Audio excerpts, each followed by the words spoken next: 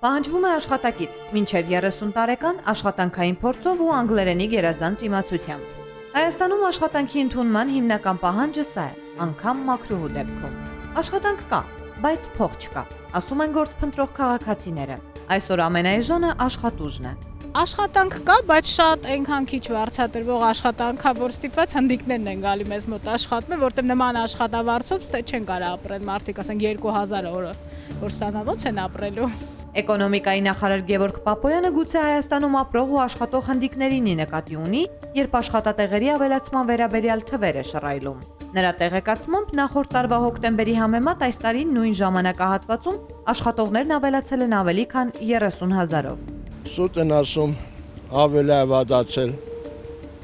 ժողովրդի վիճակը քանի գնում ավելի ավարտանում, աշխատանքային տեղեր չկա։ Չգիտեմ ավելացել են թե չէ, բայց որ մուրացկաններն են շատացել,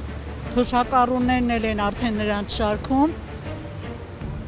և ամեն տեղ պետական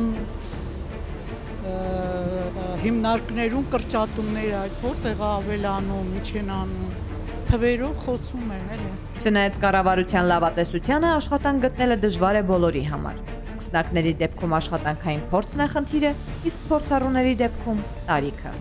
Ներս եմ մտնում, ասում եմ վաճառողուհի պահանջում եք, պայմանները ձեր ասեք 3 լեզվի իմացությամբ և երիտասարդ, մինչև 35 տարեկան, 40 տարեկանը իրանք չունի սնվելու։